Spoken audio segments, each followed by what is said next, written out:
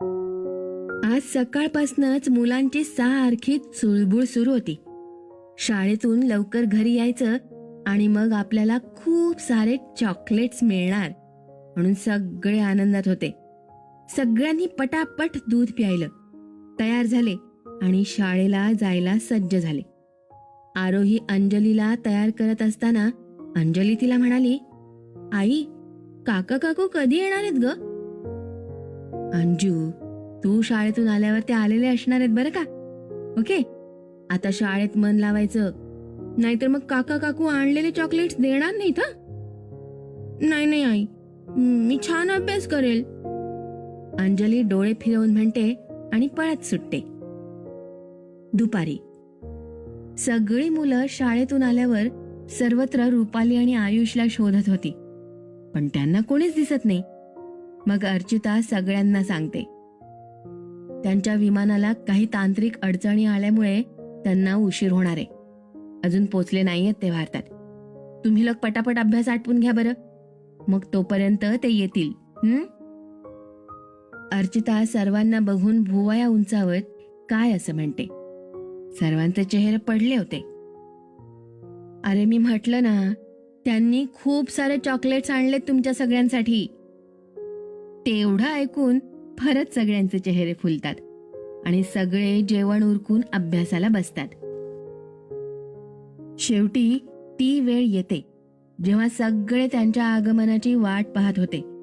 दारावरची bell वाजते तशी Q धावत जाते दरवाजा उघडायला. तसा ध्रुवही पळतो. माऊ आली, माऊ आली, तो टाळ्या वाजवतच म्हणतो. क्यू त्याला मागे ढकलत म्हणते, ए, मी उघडणार. नाही नाही, मी उघडणार. दोघांचंही भांडण सुरू होतं. ते बघून अंकिता दोघांवरही ओरडतात. अरे अरे अरे, थकून भागून आलेत ते. दार उघडताय का आता? अरे, त्यांना आत तरी येऊ द्या रे. ध्रुव डोळे मोठे करून म्हणतो, ए आजी, हीच नाही उघडत आहे, बघ ना. शेवटी दोघही एकत्र दार उघडतात. समोर फक्त आनंद असतो चेहरा पाडून. काका, आई बाबा कुठे आहेत? क्यू काळजीने विचारते. आनंद काही बोलत नाही आणि घरात येतो. अंकिता आनंदकडे बघून म्हणतात, काय रे, एकटाच आलास? आयुष आणि रुपाली कुठे आहेत? आनंद त्यांना इशारा करून थांब असं म्हणतो. क्यू आणि ध्रुव आनंदच्या मागे मागे प्रश्नांची लढ फोडत फिरत होते. त्यांना न कळत रुपाली आणि आयुष मागून घरात येतात. मग आनंद त्यांना म्हणतो, अरे, मी कुठे त्यांना आणायला गेलो होतो, ते तर आधीच आलेत ना घरी. नाही काका, क्यू हिरमुसल्या चेहऱ्याने म्हणते. आता बाकीची सगळी चिल्लर पार्टी जमली होती. सगळेच एकमेकांना बघत होते की काय चाललंय. एक काम करा, तुम्ही सगळं घर शोधून काढा बरं. बघा बरं कुठे लपून बसलेत ते दोघं. चला चला शोधा. ध्रुव सगळ्यांना सगळ्या खोल्या बघायला सांगतो. तशी सगळी मुलं सगळ्या घरभर पसरतात. अरे अरे, तुम्ही तर एकदम डिटेक्टिव्हगिरी सुरू केलीत रे, आनंद हसत म्हणाला.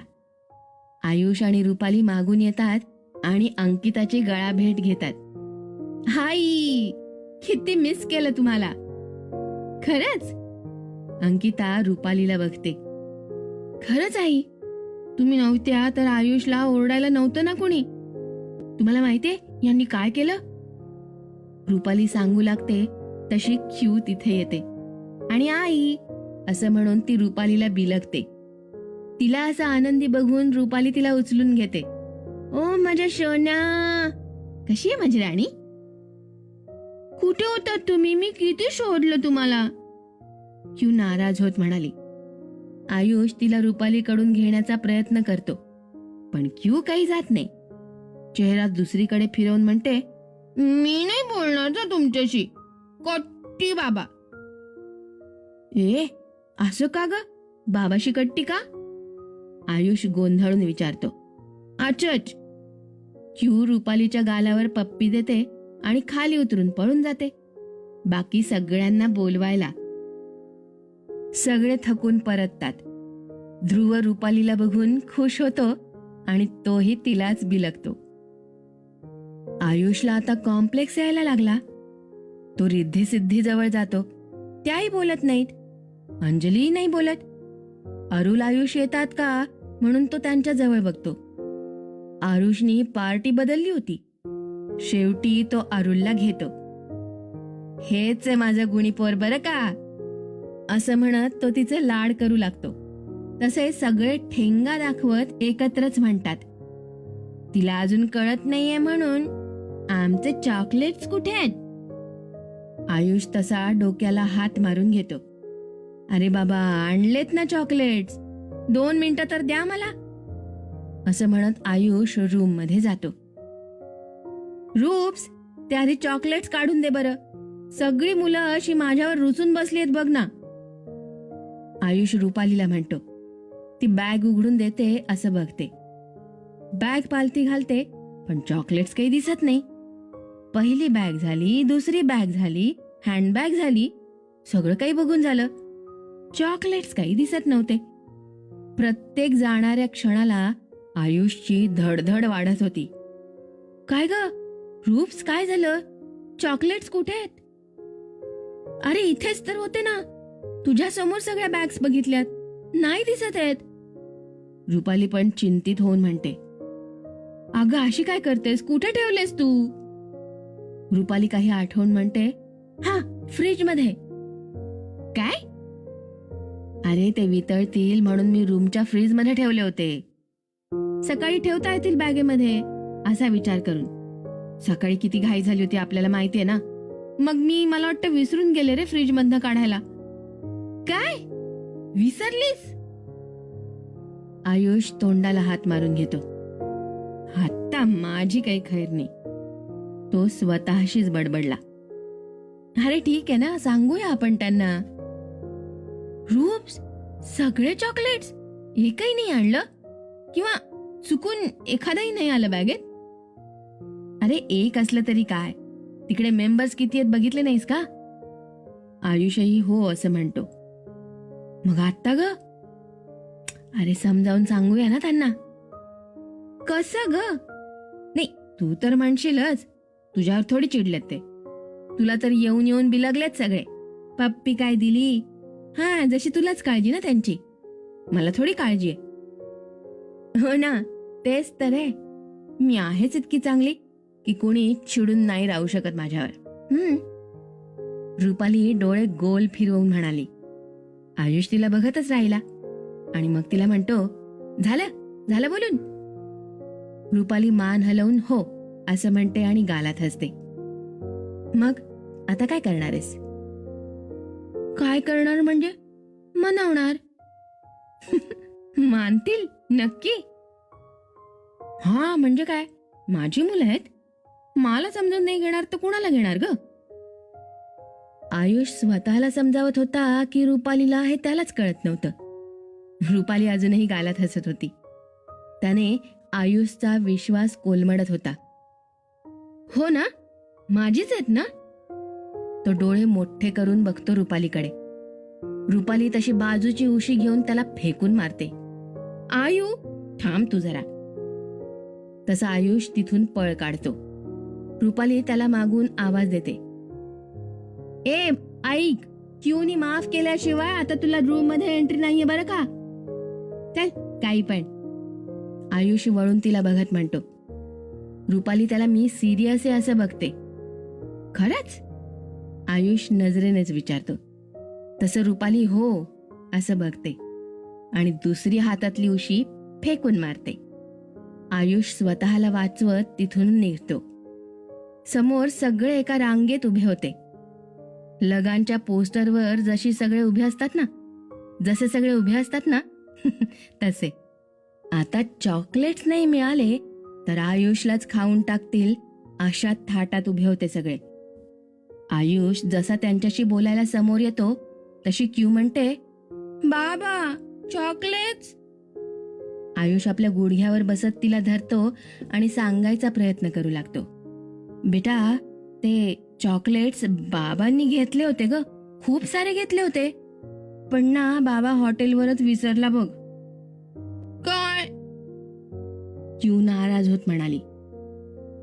असं कसं रे मामा तू? रिद्धी सिद्धी एकदम म्हणाल्या. आम्ही होमवर्क करायला विसरलो की किती ओरडता तुम्ही लोक आम्हाला, आणि तुम्ही चॉकलेट्स आणायला विसरले.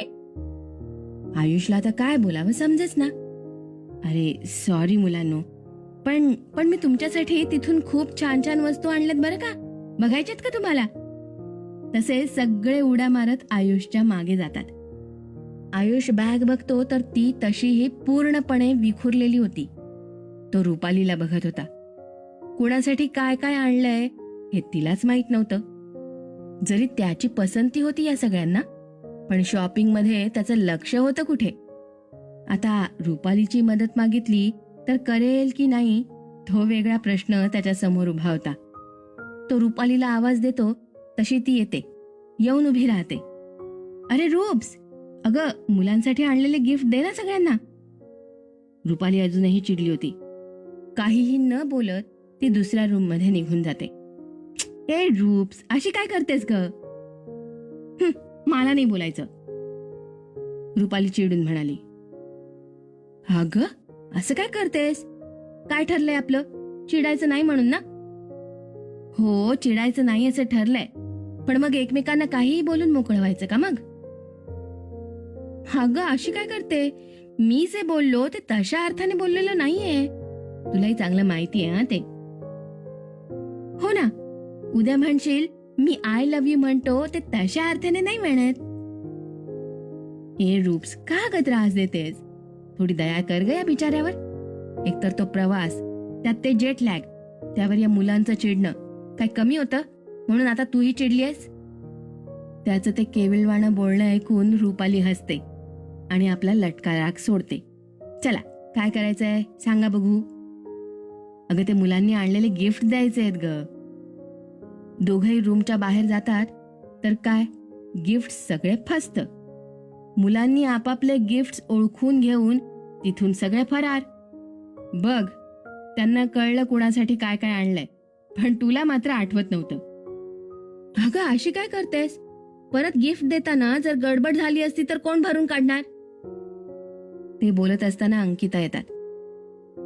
तसं आयुष झालेला गोंधळ सांगतो. अगं आई, ते चॉकलेट्स हॉटेलवरच राहिले बघ. जाऊ दे रे, बरंच झालं. उगाच मुलांचे दात किडायचे. तू नको काळजी करूस त्याची. तुम्ही थोडा आराम करून घ्या आता. ताटं लावू का? नाही आई, ते विमान बिघडलं होतं ना, तेव्हा आम्ही जेवलो एअरपोर्टवर. भूक नाहीये ग आता. आयुष रुपालीकडे बघतो. काय ग, तुला जेवायचंय का? रुपालीही नाही म्हणते. बरं, फ्रेश व्हा आणि आराम करा तुम्ही. नंतर संध्याकाळी बोलूया हा निवांत. असं म्हणत त्या निघून जातात. संध्याकाळी आयुष उठतो तेव्हा रुपाली शेजारी दिसत नाही. रुपाली आधीच उठून फ्रेश होऊन सगळ्यांना त्यांच्यासाठी आणलेल्या भेटवस्तू दाखवत असते. सगळे बाजूच्या रूम मध्ये जमलेले होते. आयुष उठून काय चाललंय म्हणून बघायला जातो. भेटवस्तू काढताना तिच्या हातात ते अवॉर्ड येतं. ते बघून अर्चिता आश्चर्याने म्हणते, वहिनी, तुम्हाला लंडनला अवॉर्ड भेटले की काय? कोणता पराक्रम केला ग? आयुष ते बघून अर्चिताला म्हणतो, ताई, ते आम्हाला काव्याकडून मिळालंय, आठवण म्हणून गिफ्ट. छान आहे ना? काव्या? सगळे एकत्रच उद्गारले. आयुष असं म्हणत तिथल्या बीन बॅगवर बसतो आणि सगळ्यांच्या चेहऱ्यावरच्या आश्चर्याचा आस्वाद घेत म्हणतो, हो काव्या, तुम्हाला ते पुस्तक आठवतंय ज्याचा मी उल्लेख केला होता? त्यातली कथा आमच्या जीवनाशी किती साम्य राखते ते? हो हो हो, सगळे त्या पुस्तकाला आठवून म्हणाले. ते पुस्तक काव्याने लिहिलं होतं. काव्याने? पण कधी? मरणाच्या आधी का? अर्चिता गोंधळून म्हणाल्या. आयुष रुपालीकडे बघतो. ती सगळ्यांना म्हणते, हे सत्य थोडं पचवायला अवघड होईल, पण काव्याचं हृदय ज्या व्यक्तीला दिलं होतं ना, त्याने लिहिली ही गोष्ट. सगळे आवासून ऐकत होते. अरे पण हृदय मिळालं म्हणून आठवणी कशा काय मिळाल्या? आरोहीचा बाकी सगळ्यांसारखाच गोंधळ उडाला होता. सगळ्यांच्या वतीने तिने हा प्रश्न मांडला. आणि सर्व मान हलवून हो असं म्हणतात. मग आयुष आणि रुपाली त्यांना सगळं समजावून सांगतात की हे सगळं कशामुळे घडलं, का घडलं, आणि त्यांना तिथे भेटायला बोलावता यावं म्हणून ओंकार आणि पीटरनी असा प्लॅन आखला होता. सगळं काही सांगितलं. सगळे इतके मग्न होऊन ऐकत होते जणू एखाद्या मूवीची स्क्रिप्टच ऐकत होते. काय रे आयुष, तो मुलगा नीट आहे ना मग आता? म्हणजे मुलासारखंच वागतो ना की मुलीसारखा वागतो? या प्रश्नावर सगळेच हसतात. आई, अगं तसं काही नाही झालंय. मुलगाच आहे तो. फक्त त्याला आता भावना जास्त मिळाल्यात, काही आठवणी मिळाल्यात. अगदी आपल्याला पाहिलं नसतानाही त्याला आपल्याबद्दल एक आपुलकी वाटायला लागलीये, एक ओढ वाटायला लागली, एवढंच. हा, मग ठीक आहे. अंकिता सुटकेचा श्वास सोडत म्हणाल्या. सर्वांना मग रुपाली आणि आयुष तिथल्या गप्पा सांगतात. अवॉर्ड फंक्शन किती छान होतं ते सगळ्यांना सांगतात. रुपाली मग आयुषला म्हणते, मी आता जरा स्वयंपाकाचं बघते, हा, तू तोपर्यंत फोटोज दाखव ना सगळ्यांना. तितक्यात आनंद आणि शिवानी उठतात आणि आनंद म्हणतो, एक मिनिट रुपाली, थांब थांब, आज कोणीच स्वयंपाक करायचा नाही. रुपाली दंग होऊन आनंदला का असं विचारते. कारण आज पार्टी आहे. दादा, आम्ही कोणतं युद्ध जिंकून आलोय पार्टी द्यायला? अरे तू नाही, पण आम्ही जिंकलाय ना. शिवानीकडे बघून आनंद हसत म्हणतो. रुपाली ते ऐकून उठलेली असते ती बसते. आनंद पुढे सांगतो, आमच्या नवीन क्लायंटने की नाही आम्हाला पुढच्या 5 वर्षांचा कॉन्ट्रॅक्ट दिलाय आणि ही आहे त्याची पहिली इन्स्टॉलमेंट. आनंद खिशातून एक चेक काढून सगळ्यांना दाखवत म्हणाला. मग अनंतला चेक देतो.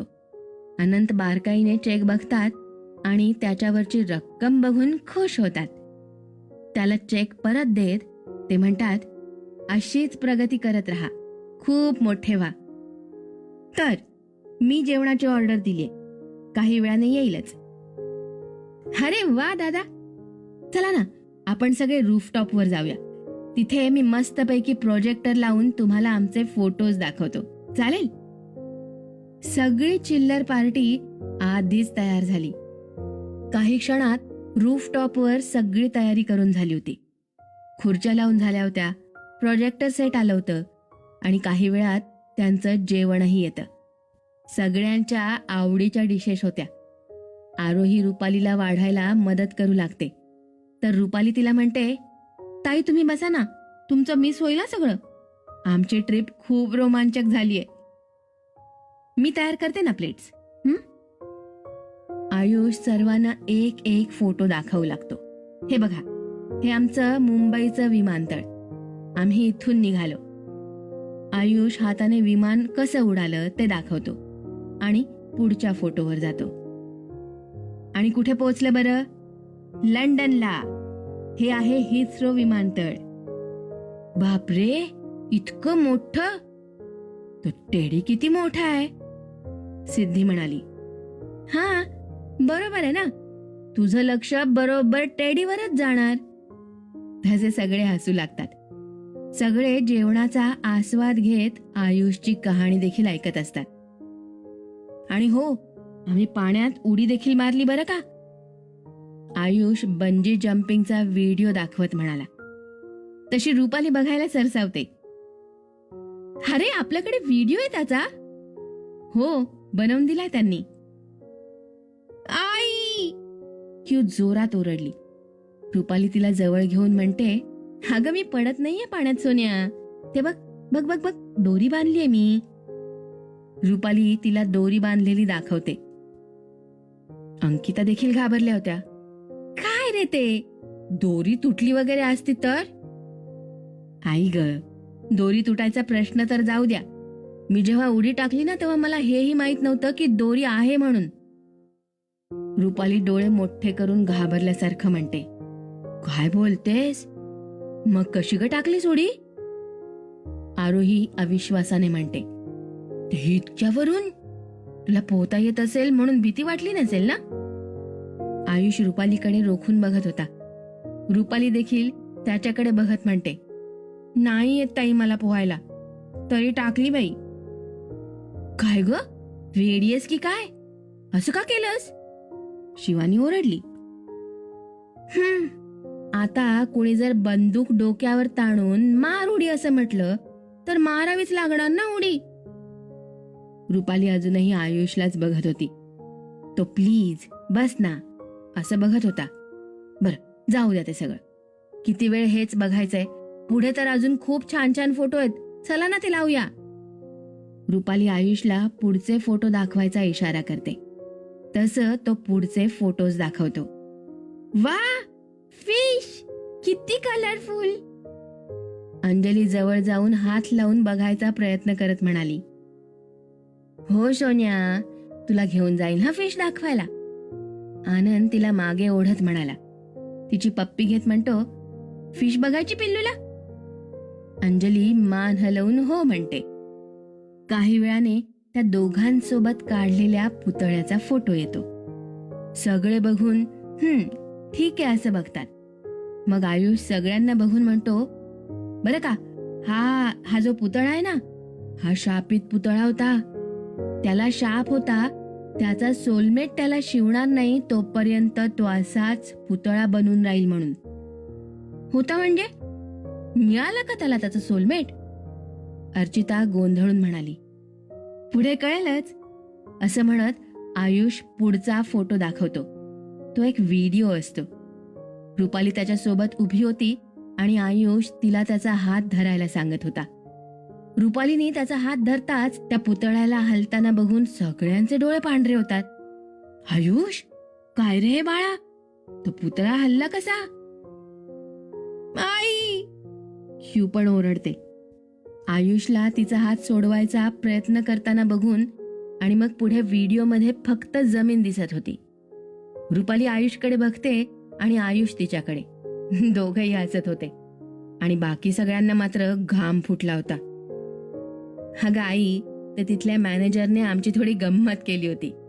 तो पुतळा नव्हता काही, माणूस होता तो. त्याला गोल्डन रंगाचा पेंट केला होता त्यांनी.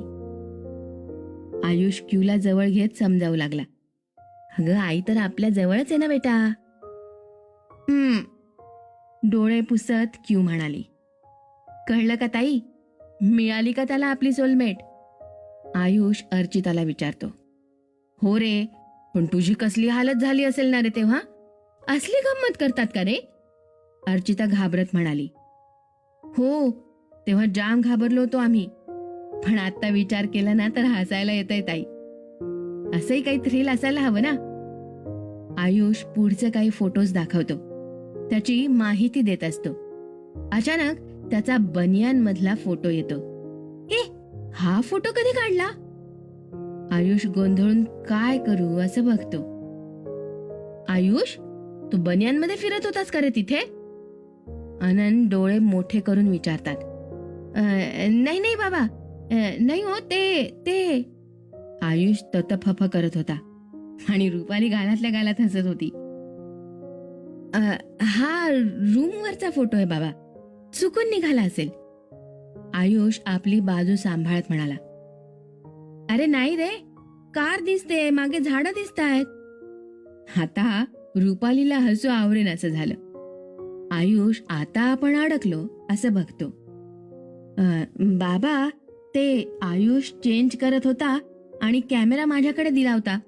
माझ्या नकळत फोटो क्लिक झाला असेल. अरे पण गाडीत चेंज करायची गरज काय? अनंतनी परत प्रश्न विचारले. आता काय उत्तर द्यायचं? रुपालीचाही गोंधळ उडाला. ते बाबा, रुपालीचीच आयडिया होती. रुपाली अविश्वासाने आयुषकडे बघते आणि आवंढा गिळते. स्वतःशीच म्हणते, वेडाय का हा? भावाला काय सांगतोय? रुपाली? अनंत तिच्याकडे बघतात आणि निरुत्तर होऊन ती आयुषकडे बघत असते. हो बाबा, ते बाजूनी कार जाताना ना चिखल उडवला माझ्या अंगावर. म्हणजे पूर्ण ओला झालो ना मग रुपालीच म्हणाली, असा ओला बसून राहशील तर सर्दी होईल, म्हणून मग मी गाडीतच चेंज केले कपडे. तेवढ्या वेळासाठी कॅमेरा दिला होता तिच्या हातात, तर तिने हा घोळ घातला. अच्छा, असं आनंद बघतात आणि त्यांना शांत झालेलं बघून दोघही सुटकेचा श्वास सोडतात. आनंद मात्र गालात हसताना दिसतो आयुषला. आता दादा आपली शाळा घेणार याची त्याला जाणीव होऊन तो कावरा बावरा होऊन बसतो. अरे काय झालं? पुढचे फोटोज दाखव ना, की पुढचे फोटो पाहण्यासारखे नाहीयेत. हा नाही, तसं काही नाहीये. मी आता थकलोय बोलून बोलून. रुपाली, तू दाखव ना ग. असं म्हणत आयुष आपली प्लेट घेऊन बसतो. तसा त्याच्या खांद्यावर हात टाकून आनंद बाजूला येऊन बसतो. कोणती कार होती रे तुला ओल्लं करणारी? आयुष आनंदकडे बघतो, मग रुपालीकडे तिला मारून टाकेल असं बघतो. रुपाली नजरेनेच सॉरी असं म्हणते. दादा, फोटो बघ ना, आपण बोलूयात हा नंतर यावर, निवांत. हा. आयुष त्याच्या खांद्यावरचा हात काढून बाजूला ठेवत म्हणाला.